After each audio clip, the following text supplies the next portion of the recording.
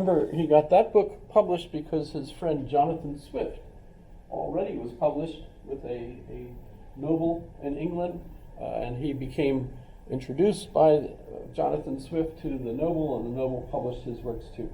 Couldn't just publish on your own. You had to have someone in royalty supporting your publication. But the most important publication is the treatise concerning the principles of human knowledge. And so this is the book that largely seeks to refute the claims made by Berkeley's contemporary John Locke about the nature of human perception, etc. Well, I won't belabor that. The dialogue between Hylas and Philonous is kind of a literary way of trying to continue that same argument. But he ends up then being inspired to create a college in the New World. He applies to the king. The king says, sure, I'll go with that. And so he packs himself up, gets married, has children. Well, he doesn't have the children until he gets his house in Providence, Rhode Island. And so he sails to Rhode Island to found a college in Bermuda. Yes, he's clearly lost. No, he's in Rhode Island because he thinks that's where he can set up farms to feed the college. Because it doesn't occur to him that you could actually grow things in Bermuda. Have you ever been to Bermuda? The only thing that grows in Bermuda are golf courses and docks and pools and poor people's houses who are the servants that take care of all the hotels and the things. So Bermuda, that's kind of I guess an impressive place. I've been there via Google Earth. Remember, that's my mode of transportation, is Google Earth. So in any case, he goes to Providence, Rhode Island, where he stays roughly about 2.5 years before it occurs to him that the 20,000 pounds that the king promised for his college isn't coming. So he gives up. So he never even visits Bermuda and heads back. But here's the thing. While he's in Providence, Rhode Island, he's a very popular lecturer, orator, sermonizer at the various churches. He's pretty much the most educated person in the New World at the time, and so quite fascinating to people, including Jonathan Edwards. Have I mentioned him already?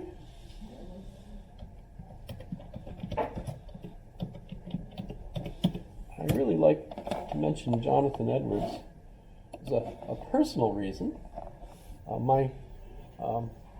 The chair of the department of my philosophy department when I grew up at Westchester, Dr. Claghorn, was a specialist on Jonathan Edwards. He did his PhD and everything on Jonathan Edwards. He was also Presbyterian minister, Dr. Claghorn, George Claghorn. And he was also part of the editorial group that put together Jonathan Edwards' complete works.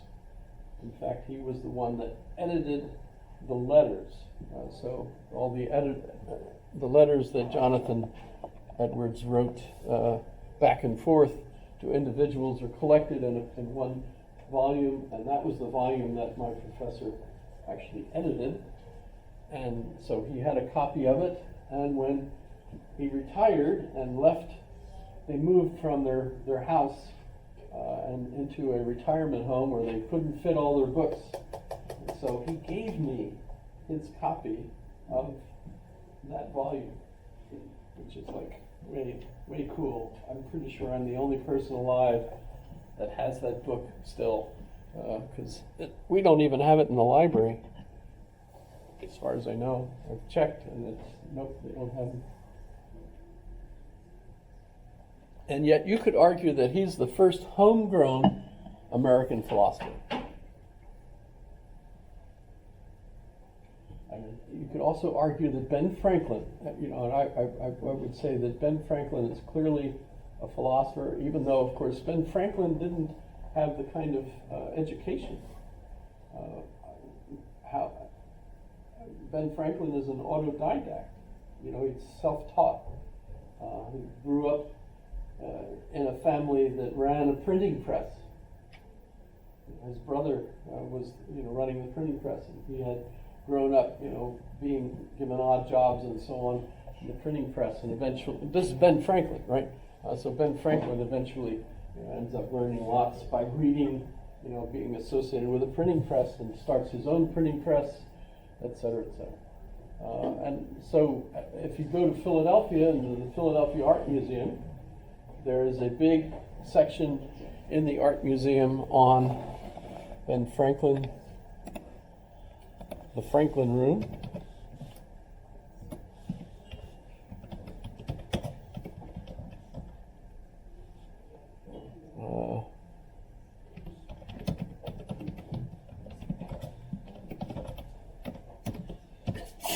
Bless you. Thank you. So in any case,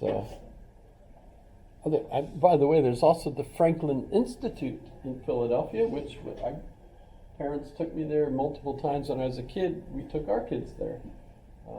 All kinds of big things, including a big room full of locomotives, trains, full trains inside a building. Huge things. So Franklin is pretty big. But Jonathan Edwards is going to be influenced by Berkeley. And in fact, his philosophy then, there are folks that argue, no. Berkeley was influenced by Jonathan Edwards. What? You guys are looking at things backwards, because Berkeley's already got his philosophy when he comes to Rhode Island, and Jonathan Edwards gets that philosophy clearly from being influenced somehow. Did he attend church services? It's not like we've got a record of him attending them, or he didn't take college courses or anything with Berkeley, but he clearly ends up with a philosophy based on that. And he's also a minister, but I think I mentioned he's like the fire and brimstone kind of a minister. So, hellfire, if you're not saved, etc., you're going to hell. And he scared the crap out of a lot of people. He's one of your favorite philosophers? Sounds kind of terrible. Yeah, I feel like he's a favorite of mine because he's the first homegrown American philosopher, which I think is a significant event. We talk about Thales too, and quite frankly, there's not that much about Thales that I would want to imitate. But he did end up as the president of Princeton College. Wasn't even a full year when he did a foolish thing, and I think I saw it in here, that he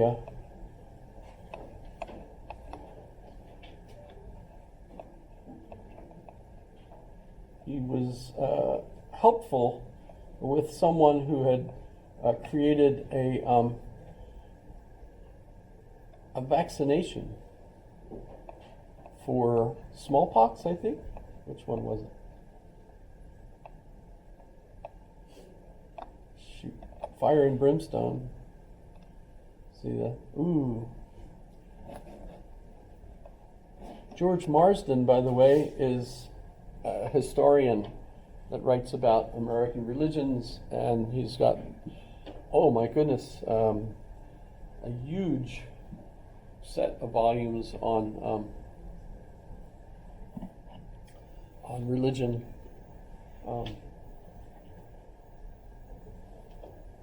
They're in the library. I remember I made the mistake of trying to carry 2 volumes It used to be that the philosophy department was in what's now the Professional Studies Building. Is that the right name for it? It used to be called the K Building, but it's the one with the Wendy Williamson Auditorium in it. No windows in the offices, but that's where the philosophy department used to be. The library, before they built the new one, was still where it is, because that's the old wing attached to the new wing.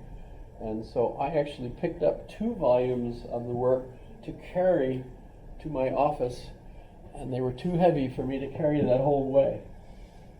So that gives you an idea. But in any case,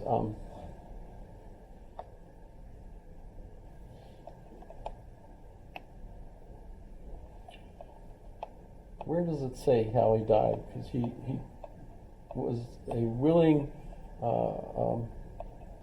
here he goes, smallpox. Did I say smallpox? So he was a supporter of smallpox inoculations. So he got inoculated in order to encourage others to do the same, and he died.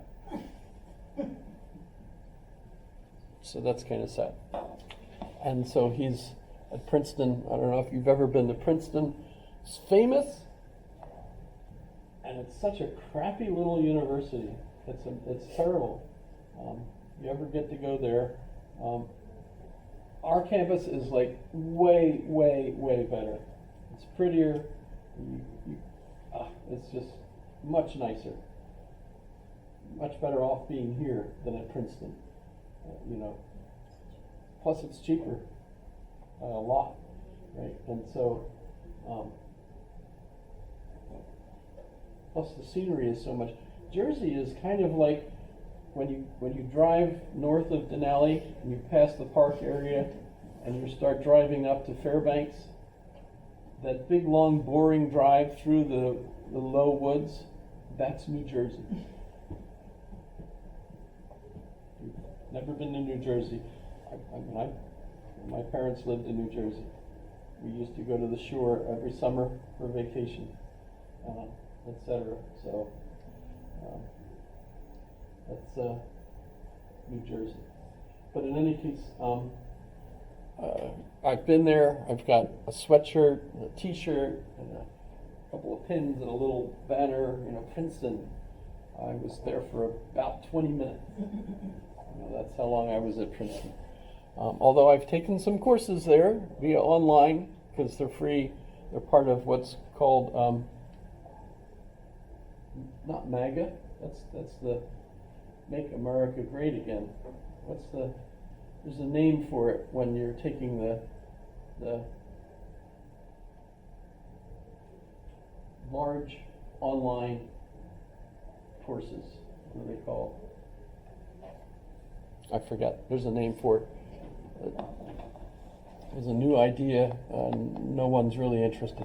The problem is, that they're free. Thousands of people can take the course at the same time, but you don't get any credit for taking the course. So if you're interested in an education, that's wonderful, but at the same time, if you're looking at getting a vita that will get you a job, that's not the way to go. But so, have a look at him. His philosophy is essentially identical to Berkeley's, that everything is spirit, and it's all the mind of God. So that's an interest, and I from a religious point of view, notice that the connections are really quite strong between the effects on other Americans, on other religious organizations in the United States. There's the what are called the burned over district.